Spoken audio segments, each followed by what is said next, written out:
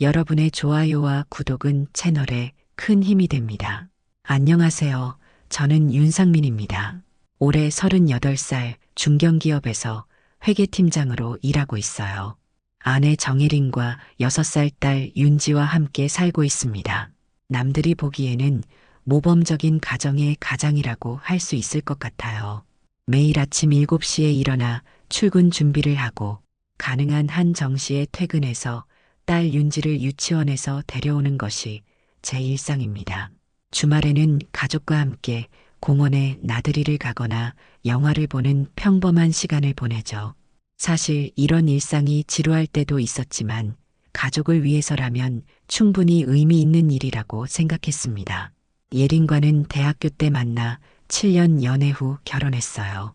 딸을 낳기 전까지 예린은 마케팅 회사에서 일했는데 아이가 생기면서 자연스럽게 육아에 전념하게 되었습니다.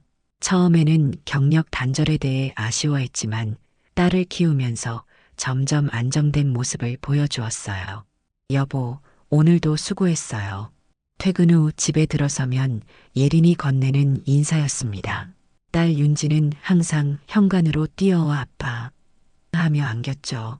이런 순간들이 하루의 피로를 말끔히 씻어주곤 했습니다. 저녁 식사 시간은 우리 가족에게 가장 소중한 시간이었어요. 딸이 유치원에서 있었던 일들을 신나게 이야기하고 예린은 집에서 있었던 소소한 일상을 나누었습니다. 저도 회사에서 있었던 재미있는 에피소드들을 들려주며 웃음이 끊이지 않는 식탁을 만들려고 노력했어요. 아빠는 정말 가정적이야. 예린이 가끔 이런 말을 했습니다. 다른 남편들은 회식도 많고 주말에도 골프 치러 가는데 당신은 항상 우리랑만 있어줘서 고마워요. 그런 말을 들으면 뿌듯했어요. 물론 가끔은 친구들과의 약속을 미루거나 회사 회식을 일찍 빠져나오는 일이 있었지만 가족이 우선이라고 생각했습니다. 특히 딸 윤지에게는 아빠의 존재가 중요하다고 여겼거든요. 주말 아침이면 윤지와 함께 근처 공원으로 산책을 나갔습니다. 예린은 너무 일찍 깨워서 미안하다며 더 자려고 했지만 저는 이런 시간이 좋았어요. 딸과 단둘이 보내는 시간, 그리고 자연 속에서 느끼는 여유로움이 한 주의 스트레스를 풀어주었습니다. 아빠, 저 꽃 예뻐요. 윤지가 작은 손가락으로 가리키는 꽃들을 보면서 이런 순간들이 진짜 행복이구나 싶었습니다. 돈을 많이 벌거나 출세하는 것보다 가족과 함께하는 평범한 일상이 더 소중하다고 느꼈어요. 예린도 처음에는 이런 제 모습을 좋아하는 것 같았습니다. 하지만 언제부턴가 조금씩 달라지는 기색이 보였어요. 제가 너무 예측 가능하고 재미없다는 듯한 시선, 그리고 가끔 한숨을 내쉬는 모습들이 눈에 띄기 시작했습니다. 여보, 가끔은 친구들이랑 놀러 가도 되지 않을까요? 예린이 조심스럽게 물어볼 때가 있었어요. 물론이죠. 당신도 스트레스 풀 시간이 필요하니까. 저는 늘 흔쾌히 동의했습니다. 육아로 지친 아내가 친구들과 만나 잠시나마 휴식을 취하는 것이 당연하다고 생각했거든요. 그때까지만 해도 저는 우리 가정이 누구보다 화목하고 안정적이라고 믿어 의심치 않았습니다. 매일 반복되는 일상 속에서 작은 변화들을 놓치고 있었던 것 같아요. 변화는 서서히 시작되었습니다. 처음에는 예린이 화장품을 새로 사거나 옷에 신경을 쓰기 시작한 정도였어요. 아이 엄마도 가끔은 꾸며야지라고 말하며 웃었지만 예전과는 분명 다른 분위기였습니다. 어느 날 퇴근해서 집에 오니 예린이 명품 가방을 들고 있었어요. 평소 알뜰한 성격이었던 예린이 몇십만 원짜리 가방을 들고 있다니 놀랐습니다. 이 가방 어디서 샀어요? 자연스럽게 물었어요. 아, 이거요? 문화센터에서 만난 언니가 중고로 싸게 양보해줬어요. 상태도 좋고 해서. 예린의 대답은 자연스러웠지만 왠지 어색한 느낌이 들었습니다. 문화센터 이야기는 그때부터 자주 나오기 시작했어요. 예린은 한 달 전부터 동네 문화센터에서 하는 플라워 아트 클래스에 등록했다고 했습니다. 처음에는 좋은 취미 생활이라고 생각했죠. 오늘은 어떤 꽃으로 작품을 만들었어요? 관심을 보이며 물어봤지만 예린의 대답은 항상 모호했습니다. 그냥 여러 가지요. 설명하기 어려워요. 실제로 집에 가져온 꽃꽂이 작품들을 보면 그럭저럭 괜찮아 보였어요. 그래서 의심할 이유가 없었습니다. 문제는 예린의 외출이 점점 잦아진다는 것이었어요. 문화센터 수업이 주 2회라고 했는데 거의 매일 나가는 것 같았습니다. 오늘도 문화센터 가세요? 응, 오늘은 특별 수업이 있어. 라이브 방송 도와주는 일도 있고 예린이 대답했습니다. 라이브 방송이라는 말에 궁금해졌어요. 라이브 방송이요? 무슨 방송인데요? 문화센터 강사 선생님이 온라인으로 플라워 아트 클래스를 하시는데 제품 소개하는 라이브 커머스도 같이 하시더라고요. 제가 어시스턴트 역할을 도와드리는 거예요. 그 말을 듣고 나서야 예린의 변화가 이해됐습니다. 새로운 일에 도전하고 있구나. 경력 단절로 우울했던 예린에게 좋은 기회가 생긴 것 같아서 오히려 기뻤어요. 그래요? 좋네요. 용돈도 벌고 아직은 돈을 받는 건 아니고 그냥 경험 쌓는 정도예요. 예린이 미소를 지었습니다. 하지만 동시에 이상한 점들도 눈에 띄기 시작했어요. 예린의 핸드폰 사용량이 급격히 늘어났습니다. 예전에는 아이와 놀거나 집안일을 할 때 핸드폰을 거의 보지 않았는데 이제는 틈틈이 메시지를 확인하고 누군가와 통화를 하곤 했어요. 누구랑 통화해요? 가끔 물어보면 문화센터 선생님이요. 내일 수업 준비하는 거 얘기하고 늘 같은 대답이었습니다. 더 이상하게 느껴진 건 예린의 화장과 옷차림이었어요. 문화센터에 갈 때마다 정성스럽게 화장을 하고 평소보다 훨씬 신경 써서 옷을 입었습니다. 집에서는 평상복 차림이었는데 외출할 때는 마치 데이트를 나가는 것처럼 꾸몄어요. 문화센터 수업인데 왜 이렇게 예쁘게 꾸며요? 농담 삼아 물었지만 라이브 방송에 나갈 수도 있어서요. 카메라에 찍히면 부끄럽잖아요. 예린의 대답은 그럴듯했습니다. 그럼에도 불구하고 뭔가 석연치 않은 기분이 들었어요. 하지만 아내를 의심한다는 것 자체가 불편했고 혹시 제가 예민하게 반응하는 건 아닌가 하는 생각도 들었습니다. 어느 날 저녁 윤지를 재우고 예린과 대화를 나누다가 자연스럽게 물어봤어요. 문화센터 선생님은 어떤 분이세요? 나이도 궁금하고. 오민석 선생님이요. 30 중반쯤 되시는 것 같아요. 정말 실력이 좋으시고 사람도 친절하세요. 남자 선생님이라는 말에 순간 가슴이 철렁했지만 겉으로는 아무렇지 않게 반응했습니다. 그래요? 한번 뵙고 싶네요. 기회가 되면 소개해 드릴게요. 예린이 웃으며 대답했지만 그 미소가 왠지 어색해 보였어요. 운명을 바꾼 그날은 평범한 화요일이었습니다. 회사에서 분기별 실적 발표를 준비하느라 늦은 저녁까지 야근을 했어요. 집에 돌아와 보니 예린과 윤지는 이미 잠들어 있었습니다. 다음 날 아침 급하게 출근 준비를 하다가 발표 자료가 든 USB를 챙기려고 컴퓨터를 켰어요.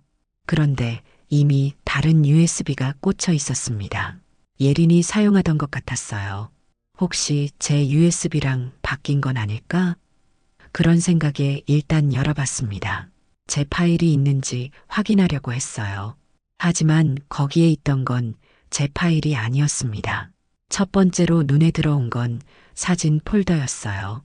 호기심에 클릭했는데 그 순간 세상이 무너지는 느낌이었습니다. 예린이 낯선 남자와 찍은 셀카들이 수십 장 저장되어 있었거든요. 남자는 잘생긴 편이었습니다. 30 중반 정도로 보였고 예린이 말했던 오민석 선생님인 것 같았어요. 두 사람은 마치 연인처럼 다정한 모습으로 사진을 찍었습니다. 카페에서, 공원에서, 그리고 호텔 로비에서도 찍은 사진이 있었어요. 손이 떨렸습니다. 이게 현실인지 꿈인지 구분이 안 될 정도였어요. 더 끔찍한 건 사진만이 아니었습니다. 오디오 파일 폴더도 있었어요. 파일명을 보니 날짜별로 정리되어 있었습니다. 하나를 클릭해서 들어봤는데 예린과 오민석의 대화 내용이었어요. 오늘 정말 좋았어. 다음에 또 만나자. 나도 그래. 근데 남편한테 들키면 어떡하지? 걱정 마. 우리 조심스럽게 하고 있잖아. 그리고 내 남편은 의심할 줄도 모르던데? 맞아. 너무 착해서 탈이야. 제 귀를 의심했습니다. 분명히 예린의 목소리였어요. 그리고 저를 비웃는 듯한 말들. 가슴이 찢어지는 것 같았습니다. 더 충격적인 건 문서 파일들이었어요. 호텔 영수증을 스캔한 파일들이 날짜 순으로 정리되어 있었습니다. 지난 석 달 동안 10여 차례나 호텔을 이용한 기록이 있었어요.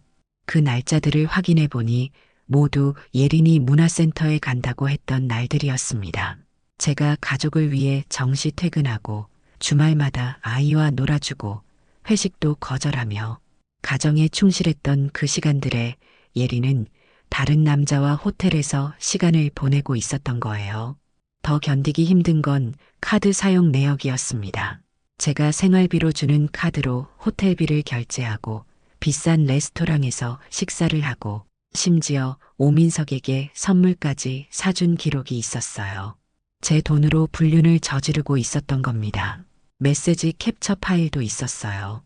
예린과 오민석이 주고받은 메시지들이었는데 내용이 너무나 적나라했습니다. 서로에 대한 애정 표현은 물론이고 저를 조롱하는 내용들도 있었어요. 남편이 정말 눈치가 없어서 좋다. 그래도 조심해야지. 들키면 곤란하잖아. 괜찮아. 저 사람은 의심할 줄도 모르는 바보야. 바보라니. 저를 바보라고 했습니다. 그 순간 머릿속이 하얘졌어요.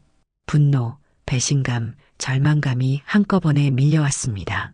그동안 제가 얼마나 어리석었는지, 얼마나 믿음직스러운 남편이 되려고 노력했는지가 무색하게 느껴졌어요.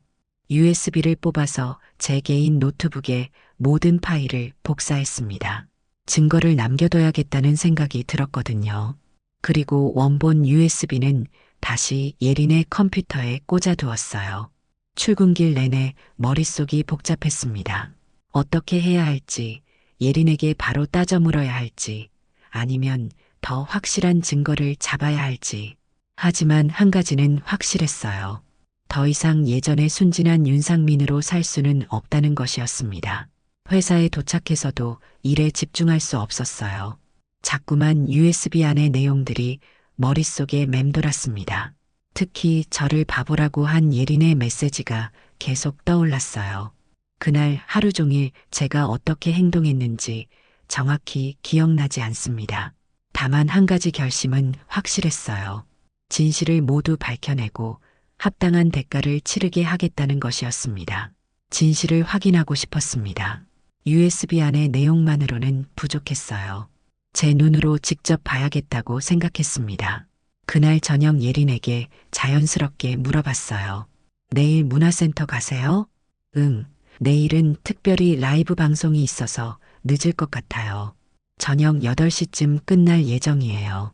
거짓말이라는 걸 알면서도 아무렇지 않게 대답하는 예린을 보니 속이 뒤틀렸습니다.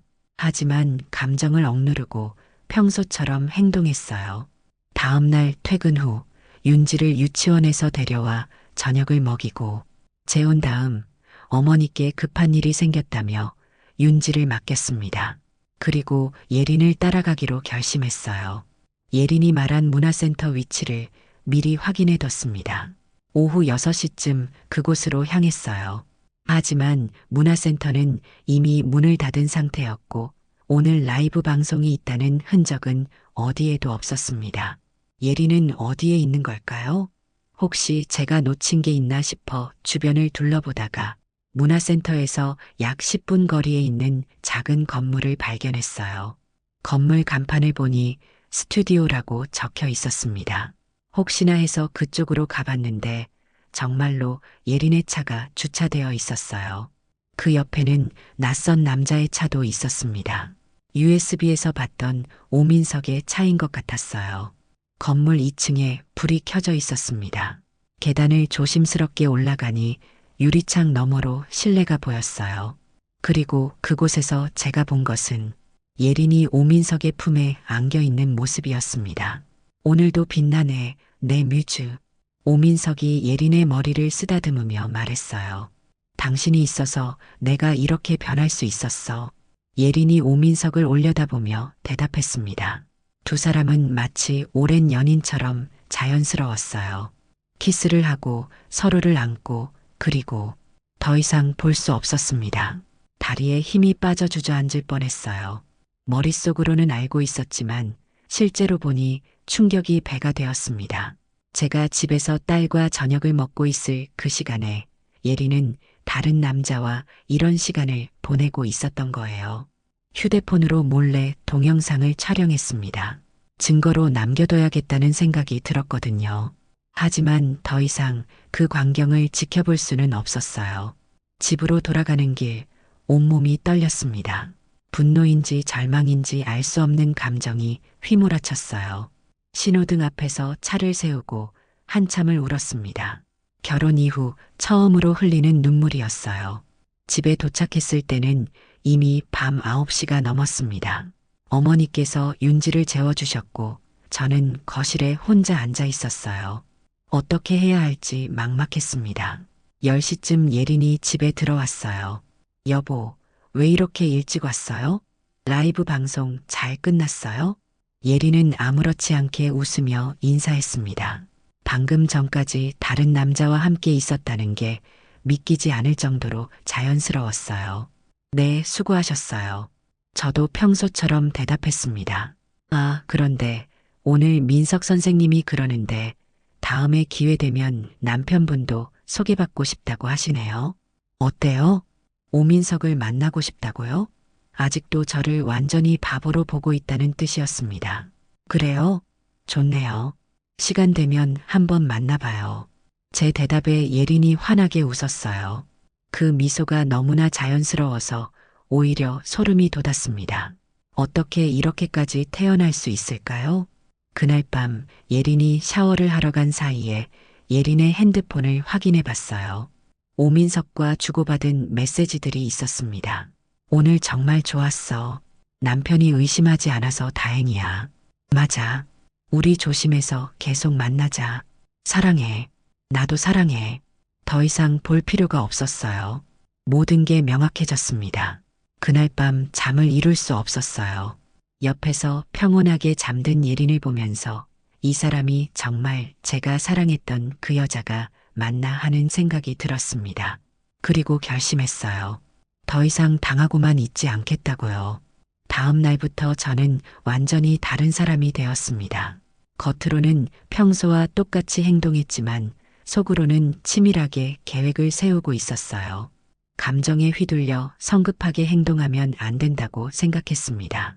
우선 법적 조치를 위한 준비를 시작했어요. 회사 근처 법무법인에 상담 예약을 잡았습니다. 점심시간을 이용해서 변호사를 만났어요. 이혼 소송과 동시에 상간 소송도 가능합니다. 다만 확실한 증거가 필요해요. 변호사의 말에 저는 준비해온 USB를 건넸습니다. 사진, 오디오 파일, 호텔 영수증, 메시지, 캡처, 그리고 제가 직접 촬영한 동영상까지 모든 증거를 정리해서 가져갔어요. 이 정도면 충분합니다. 특히 본인이 직접 녹음한 파일들과 현장 촬영 영상은 결정적 증거가 될 수 있어요. 변호사는 승산이 충분하다고 말했습니다. 그리고 재산 분할과 양육권에 대해서도 유리한 조건을 만들 수 있다고 했어요.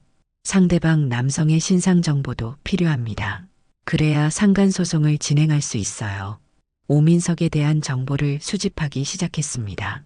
예린이 말한 문화센터에 전화해서 확인해 보니 오민석이라는 강사는 없었어요. 완전히 거짓말이었던 겁니다. 대신 인터넷 검색을 통해 오민석의 정체를 파악할 수 있었어요. 온라인 라이브 커머스 플랫폼에서 활동하는 소규모 사업자였습니다. 주로 여성용 액세서리나 화장품을 판매하고 있었어요. 더 충격적인 사실을 발견했습니다. 오민석은 이미 결혼한 상태였어요. 부인과 초등학생 자녀가 있는 가정의 아버지였습니다. 그의 사회관계망 서비스 계정을 보니 행복한 가족 사진들이 올라와 있었어요. 저와 마찬가지로 오민석의 부인도 남편의 불륜 사실을 전혀 모르고 있는 것 같았습니다. 최근까지도 가족여행 사진을 올리며 평범한 일상을 보내고 있었거든요. 그날 저녁에도 예리는 태연하게 외출했습니다. 오늘도 라이브 방송 있어서 늦어질 것 같아요. 네, 조심해서 다녀와요. 저는 여전히 평소처럼 대답했습니다. 예린이 나간 후 윤지와 함께 저녁을 먹으며 대화를 나눴어요. 아빠, 엄마는 왜 요즘 자주 안 계세요? 6살 딸도 엄마의 변화를 느끼고 있었나 봅니다. 가슴이 아팠어요. 엄마가 새로운 일을 배우고 계시거든. 곧 집에 더 많이 계실 거야. 거짓말이었지만 딸에게는 진실을 말할 수 없었습니다. 그날 밤 예린이 집에 돌아왔을 때 저는 거실에서 태블릿으로 뉴스를 보고 있었어요. 예린은 평소와 다름없이 샤워를 하고 나와 제 옆에 앉았습니다. 여보, 요즘 너무 피곤해 보여요. 괜찮아요?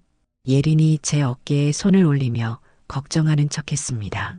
그 손길이 너무나 차갑게 느껴졌어요. 괜찮아요. 그냥 업무가 좀 많아서요. 그래도 건강 챙기세요. 우리 딸도 있는데, 우리 딸이라고 했습니다. 불륜을 저지르면서도 가족을 걱정하는 척하는 예린을 보니 역겨웠어요. 하지만 계획이 완성될 때까지는 참아야 했습니다. 예린 씨가 더 조심하세요. 밤늦게 다니면 위험하잖아요. 고마워요. 그런데 민석 선생님이 또 남편분 소개받고 싶다고 하셨어요. 이번 주말에 시간 어때요? 아직도 저와 오민석을 만나게 하려고 했습니다. 대체 무슨 생각인 걸까요? 혹시 저를 완전히 바보로 만들어서 더 당당하게 불륜을 저지르려는 건가요? 좋아요. 한번 만나봅시다. 제 대답에 예린이 환하게 웃었어요. 그 순간 결심했습니다. 더 이상 기다릴 필요가 없다고요. 다음 날 회사에서 오민석의 부인에게 익명으로 제보를 했습니다. 메일을 통해 남편의 불륜 증거들을 전송했어요. 사진, 영상, 그리고 호텔 이용 내역까지 모든 걸 보냈습니다. 귀하의 남편 오민석 씨가 유부녀와 불륜 관계를 지속하고 있습니다. 첨부된 자료를 확인해 보시기 바랍니다. 메일을 보낸 후 하루 이틀 지나자 효과가 나타나기 시작했어요. 오민석의 라이브 커머스 방송이 갑자기 중단되었고 그의 사회관계망 서비스 계정도 비공개로 전환되었습니다. 그리고 예린에게도 변화가 생겼어요. 갑자기 초조해하기 시작했습니다. 여보, 혹시 오늘 집에 전화 온 거 없어요? 아니요, 왜요? 아니에요. 그냥 예린의 핸드폰이 자주 울렸지만 받지 않고 있었어요. 아마 오민석에게서 온 전화일 겁니다.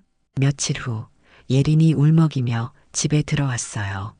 여보, 민석 선생님이 갑자기 사업을 접는다고 하네요. 가족 문제가 생겼다고. 연기였을까요? 진심이었을까요? 어쨌든 예린은 정말 슬퍼하는 것 같았어요. 그래요? 안 됐네요.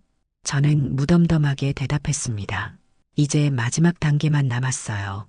여보, 실은 예린이 뭔가 말하려다가 멈췄습니다. 왜요? 아니에요. 그냥 앞으로는 집에 더 많이 있을게요. 너무 늦었습니다. 이미 돌이킬 수 없는 선을 넘었어요. 예린의 태도가 확연히 달라졌습니다. 오민석과 연락이 끊어진 후부터 집에서 보내는 시간이 늘어났고 저에게 더 애정 표현을 하려고 노력했어요. 하지만 이미 모든 걸 알고 있는 저에게는 그 모든 행동이 위선으로 보일 뿐이었습니다. 여보, 요즘 제가 너무 밖에만 나다녔죠? 미안해요. 앞으로는 정말 집에 더 많이 있을게요. 예린이 제 어깨에 기대며 말했습니다. 마치 진심으로 뉘우치는 것처럼 보였어요. 하지만 저는 알고 있었죠. 이런 모습도 연기라는 것을요. 괜찮아요. 당신도 자기 시간이 필요하니까. 겉으로는 이해하는 척했지만 속으로는 마지막 준비를 하고 있었습니다. 며칠 후 예린이 무릎을 꿇고 제게 사과했어요. 여보, 사실 저 남편에게 실망했었어요. 너무 예측 가능하고 로맨틱하지도 않고 그래서 잠시 다른 사람에게 마음이 흔들렸어요. 드디어 자백했습니다. 하지만 끝까지 제 탓으로 돌리더군요. 다 너한테 실망해서 그런 거야. 너무 재미없고 뻔해서. 그 말을 듣는 순간 남아있던 마지막 동정심마저 사라졌습니다. 저는 조용히 책상 서랍에서 준비해둔 서류를 꺼냈어요. 이게 뭐예요? 예린이 서류를 보며 당황했습니다. 이혼 협의서입니다. 이혼이요? 갑자기 왜? 제가 사과했잖아요. 예린이 울기 시작했어요. 하지만 저는 더 이상 흔들리지 않았습니다. 사과로 해결될 문제가 아니에요.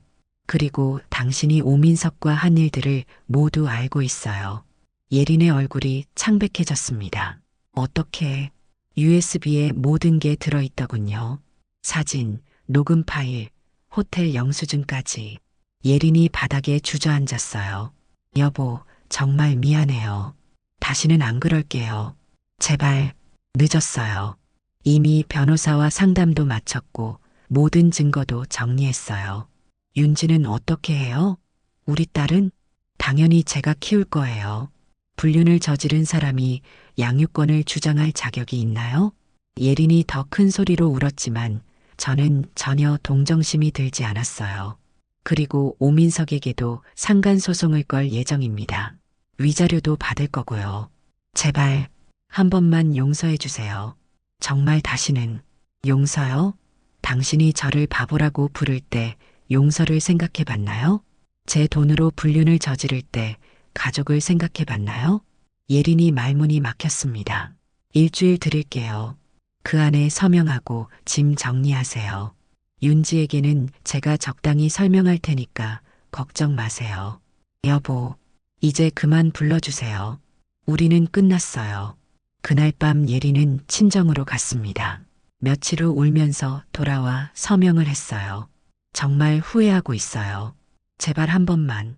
후회는 일찍 했어야죠. 냉정하게 대답했습니다. 윤지만은 자주 보게 해주세요. 그건 윤지가 원할 때만 가능해요. 강제로는 안 돼요. 예린이 윤지를 안고 오랫동안 울었습니다. 윤지는 무슨 일인지 몰라서 어리둥절해했어요. 엄마가 잠시 멀리 가야 해. 아빠랑 잘 지내고 있어. 알았지? 엄마는 언제 와요? 나중에 올게. 거짓말이었습니다. 예린은 다시 돌아올 수 없을 거예요. 이혼 절차와 함께 상간소송도 본격적으로 시작되었습니다. 제가 준비한 증거들은 법정에서 결정적인 역할을 했어요. 변호사도 이런 완벽한 증거는 처음 본다며 감탄했습니다. 첫 번째 재판날 오민석이 법정에 나타났습니다. USB에서 봤던 그 자신만만한 모습은 온데간데 없고 초라한 모습이었어요. 이미 부인에게 이혼당한 후라 그런지 많이 수척해 보였습니다. 피고는 원고의 아내와 불륜 관계를 맺은 사실을 인정하십니까? 판사의 질문에 오민석은 한참을 망설이다가 대답했어요. 그런 사실이 없습니다. 끝까지 거짓말을 하더군요. 하지만 제가 준비한 증거들 앞에서는 어떤 변명도 통하지 않았습니다. 둘이 함께 찍은 사진들, 녹음된 대화 내용, 호텔 이용 기록, 그리고 제가 직접 촬영한 현장 영상까지 모든 것이 그들의 불륜을 증명했어요. 이 녹음 파일에서 피고의 목소리가 확인됩니다. 남편이 의심할 줄도 모르는 바보라고 말한 것이 맞습니까? 오민석이 고개를 떨구었습니다. 더 결정적이었던 건 카드 사용 내역이었어요. 예린이 제 카드로 오민석에게 비싼 시계를 선물한 기록이 나왔거든요. 피고에게 구매해준 시계 가격이 200만 원인데 이 돈의 출처가 원고의 생활비라는 것을 인정합니까? 변호사의 추궁에 오민석은 더 이상 부인할 수 없었어요. 죄송합니다. 결국 모든 사실을 인정했습니다. 예린도 마찬가지였어요. 처음에는 잠시 마음이 흔들렸을 뿐이라며 변명했지만 증거들 앞에서는 어쩔 수 없었습니다. 석 달 동안 총 15회의 호텔 이용 기록이 있습니다. 이것이 잠시 마음이 흔들린 것입니까? 판사의 날카로운 질문에 예린은 답변하지 못했어요. 재판 결과는 제게 완전한 승리였습니다. 이혼은 예린의 불륜을 이유로 한 파탄주의 이혼으로 인정되었고 윤지의 단독 양육권도 제게 주어졌어요. 재산 분할에서도 예린의 잘못이 인정되어 제게 유리한 조건으로 결정되었습니다. 상간소송에서는 오민석에게 위자료 5천만 원을 지급하라는 판결이 나왔어요. 그에게는 큰 돈이었을 겁니다. 항소할 생각은 없습니까? 변호사가 물었지만 필요 없어요. 이 정도면 충분합니다. 법적인 승리보다 더 중요한 건 진실이 밝혀졌다는 것이었어요. 재판이 끝난 후 복도에서 예린을 마주쳤습니다. 여보, 정말 미안해요. 제가 너무 잘못했어요. 이제 남남이에요. 여보라고 부르지 마세요. 윤지만은 엄마를 보고 싶어 할 텐데 윤지가 원하면 연락드릴게요. 하지만 강요하지는 마세요.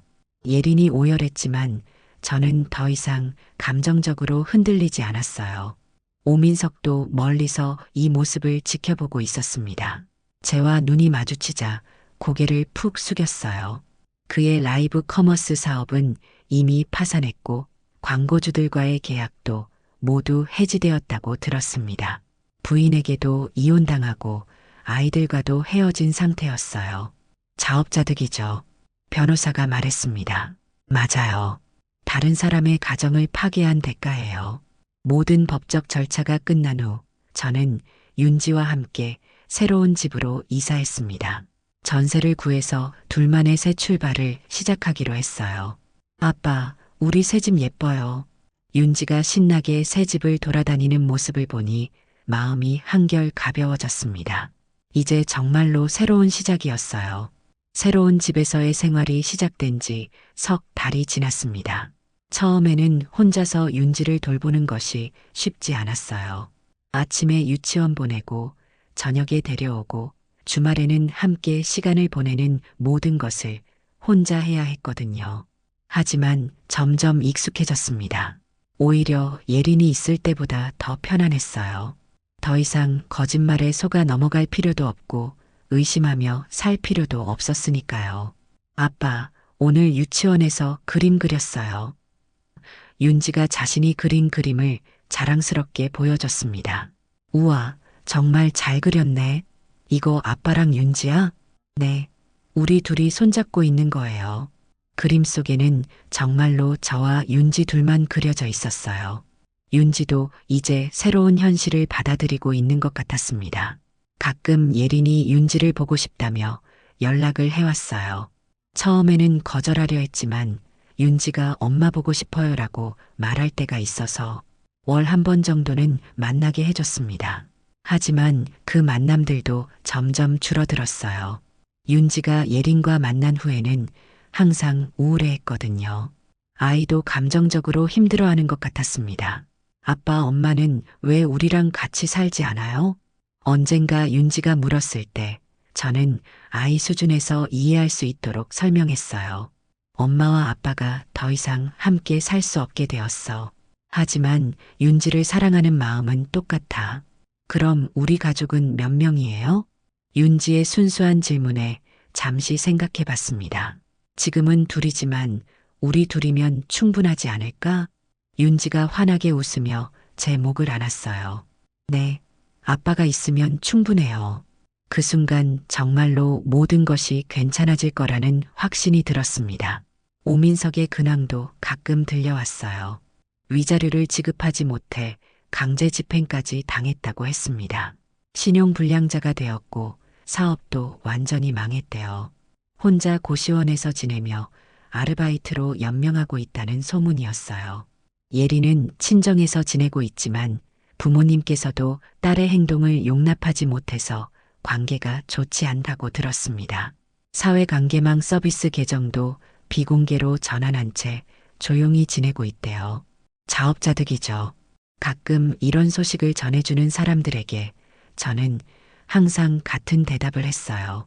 복수가 완성된 지금 더 이상 그들에 대해 관심도 없었습니다. 대신 윤지와의 시간에 더 집중했어요. 주말마다 새로운 곳으로 여행을 가거나 체험 활동을 함께 했습니다. 예전에는 예린 눈치를 보느라 못했던 것들을 마음껏 할 수 있게 되었어요. 아빠, 우리 오늘 뭐 할까요? 윤지가 하고 싶은 거 하자. 뭐든지 좋아. 이런 대화가 일상이 되었습니다. 회사에서도 변화가 있었어요. 예전에는 빨리 퇴근해서 가정에 충실해야 한다는 압박감이 있었는데, 이제는 오히려 업무에 더 집중할 수 있게 되었습니다. 물론 윤지 때문에 정시 퇴근은 해야 했지만 그 시간까지는 온전히 일에 몰두할 수 있었어요. 팀장님, 요즘 더 활기차 보이시네요. 후배가 말하는 것을 들으니 제 자신도 정말 달라진 것 같았습니다. 어느 토요일 오후 윤지와 함께 마트에 장을 보러 갔어요. 생필품들을 구매하며 윤지는 신나게 카트를 밀고 다녔습니다.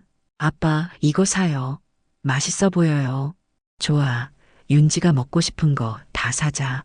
계산을 마치고 집으로 돌아가는 길, 윤지가 제 손을 꼭 잡고 말했어요. 아빠, 저 정말 행복해요. 그 말 한마디에 모든 고생이 보상받는 기분이었습니다. 집에 도착해 구매한 물건들을 정리하며 생각해 봤어요. 과연 복수가 완벽했을까? 예린과 오민석 모두 합당한 대가를 치렀지만 그것보다 더 중요한 건 제가 진정한 행복을 찾았다는 것이었습니다. 아빠, 저녁 뭐 먹을까요? 윤지가 좋아하는 김치찌개 어때? 좋아요. 아빠가 끓여주는 김치찌개가 제일 맛있어요. 부엌에서 김치찌개를 끓이며 윤지와 이런저런 이야기를 나누는 평범한 저녁 시간. 이것이야말로 진짜 행복이라는 생각이 들었어요. 복수는 차가울수록 완벽하다고 했지만 진정한 승리는 그 이후에 찾아오는 평범한 일상 속의 행복이었습니다. 사랑은 정말로 지켜야 할 사람과 함께할 때 완성되는 것 같아요. 그리고 배신한 자들에게는 삶의 자리조차 없다는 것도 확실히 알게 되었습니다. 윤지와 저, 우리 둘만의 새로운 가족이 만들어낸 이 평범하지만 소중한 일상이야말로 최고의 복수이자 최고의 선물이었습니다. 이야기가 재미있으셨나요? 좋아요와 구독으로 응원해 주시면 더 많은 감동적인 이야기로 찾아뵙겠습니다. 여러분의 작은 관심이 저에게는 큰 힘이 됩니다. 감사합니다.